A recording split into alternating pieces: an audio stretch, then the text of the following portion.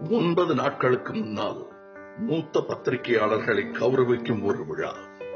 உணர்ச்சிபூர்வமான அந்த விழா அரங்கிற்கு உடல் நலம் இல்லாத போதிலும் அறிவிப்பின்றி வந்து நுழைந்து மூச்சரைக்க நின்ற மனோரமா மேலும் சபையை நெகிழ்வித்தார். உங்களை எல்லாம் பார்க்கத்தான் வந்தேன் என்றார். அவர் நெற்றியில் முத்தமிட்டு கட்டி அணைத்தேன். அது கடைசி அரவணைப்பு என்று எனக்கு அன்று தெரியாது.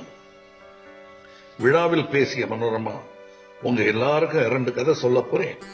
ஒன்று டிராஜடி, இன்னொன்னு காமெடி என்று துவங்கி கலைஞர் கருணாநிதி 65-70 வருடங்களுக்கு முன்னால் எழுதிய கவிதை நாடகம் ஒன்றை ஏற்ற இறக்கங்களுடன் குறிப்புகள் எதுவுமின்றி அமர்ந்தபடி நடித்து காட்டினார். குறைந்தது 5-6 பக்கங்கள் நீளும் நத்தமிழ் வசனங்கள். அடுத்து காமெடி என்று சென்னை தமிழில் சிறுகதை ஒன்றை சொல்லி மகிழ்வித்தார்.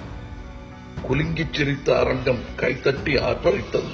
அப்போது ஆட்சி மனோரமா என் பக்கம் திரும்பி நல்லா இருந்ததா என்று கண்ணால் கேட்டார்.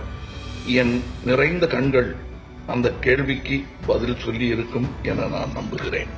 போதும், உங்க எல்லாருக்கும் முன்னால, என் பிள்ளைக்கு முன்னால என்னால முடிஞ்சதை செஞ்சு காட்டிட்டேன். இன்னைக்கு ராத்திரியே நான் செத்தாலும் பரவாயில்லை என்றார்.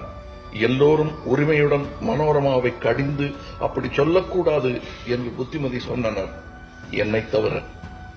இளம் வயது முதல் கடந்த சில வருடங்களுக்கு முன்பு வரை ஓயாது இயங்கி வந்த கலைத்தென்றல் மனோரமா. உடலில் வற்புறுத்தலால் ஓய்வுற்ற சோகம் அவரை வாட்டியது. புரிந்தது எனக்கு.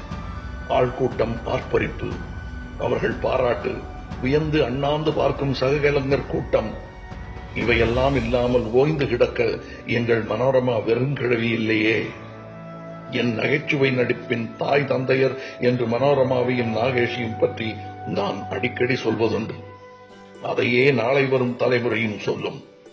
என் மகள் ஸ்ருதிக்கு அவள் குழந்தையாயிருக்கையில் கிராமத்து பாணியில் முகத்துக்கு திருஷ்டி கழித்து நெற்றிப்புட்டில் புறங்கையை மடக்கி சொடக்கிடும் வித்தையை என் வீட்டு திண்ணையில் அமர்ந்து மனோரமா கற்றுத்தந்த அந்த காட்சி இன்றும் என் மனத்திரையில் நிழலாடுகிறது. சமீபத்தில் மனோரமாவை சந்தித்த ஸ்ருதி அவருக்கு திருஷ்டி கழித்து சொடக்கி இருக்கிறார்.